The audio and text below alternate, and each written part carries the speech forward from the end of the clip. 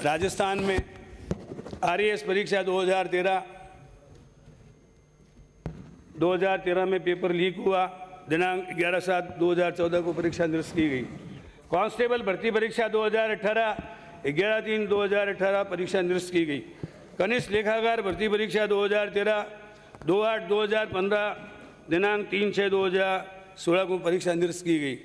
Clerk grade द्वितीय भर्ती 2013 11/1/2014 को पेपर लीक हुआ और दिसंबर 2015 में परीक्षा निरस्त की गई।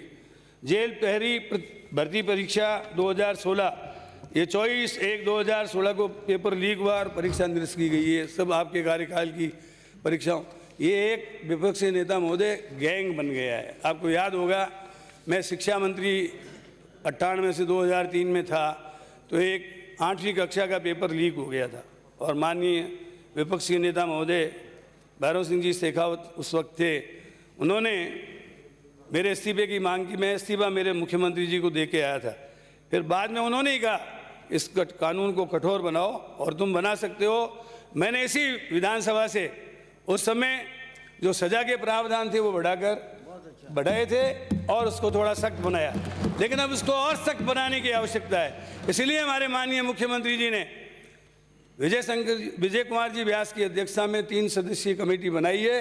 वो 45 दिन में रिपोर्ट देगी और इतना कड़ा कानून बनाया जाएगा कि मैं समझता हूं कि आइंदा किसी भी व्यक्ति या गैंग की ये हिमाकत नहीं होगी कि वो पेपर आउट करे, और करेंगे तो निश्चित रूप से जेल के सीखचों में जाएंगे।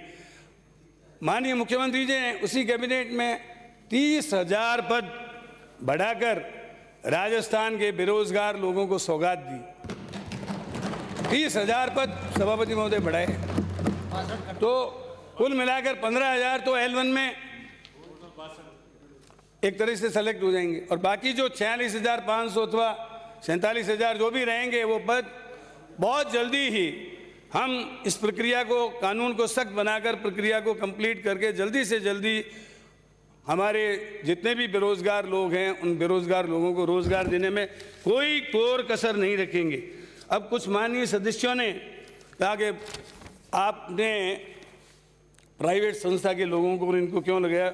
विस्तार से तो हमारे गृह मंत्री अपने शांति धारीवाल जी, संसदीय कार्य मंत्री जो गृह विभाग का जवाब देते हैं वो बताएंगे। आपके वक्त में भी प्राइवेट संस्थाओं में के लोगों को लगाया जाता था। डॉक्टर मुरारी लाल गुप्ता, रामावतार जाट, निजी कॉलेज में कार्यरत NS नाथावत जी, इन सबको समन्वयक बनाया गया था। और इस परीक्षा में भी करीब करीब जो मेरी जानकारी है उसके अनुसार 39 जिला समन्वयक तो वो ही थे जो 2016 में बनाए गए थे। आपने बार बार RGSC के बारे में बताया। RGSC का एक व्यक्ति कोई सदस्य है और उसने कोई कर दिया तो पूरी संस्था को आप बदनाम नहीं कर सकते। जो किया है वो उसका फल भोगेगा।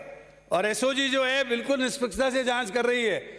मैं निश्चित रूप से कह सकता हूं कि SOG ने जो अब तक जांच की है वो बहुत सही कदमों पे चल रही है। वो निश्चित रूप से चाहे कोई कितना भी बड़ा व्यक्ति हो, जो उसके गिरफ्त में आएगा उसको सजा देगी। और सरकार निश्चित रूप से, हमारे मुख्यमंत्री जी इस मामले में बहुत सख्त हैं, वो किसी को भी छोड़ने वाले नहीं हैं। जो दोषी होगा उसके खिलाफ हम कार्रवाई करेंगे, इसमें कोई भ्रांति नहीं रहनी चाहिए। जहाँ तक आपने एक प्रश्न उठाया कि जयपुर में ही रीट के प्रश्न पत्र शिक्षा संकुल में क्यों रखे गए।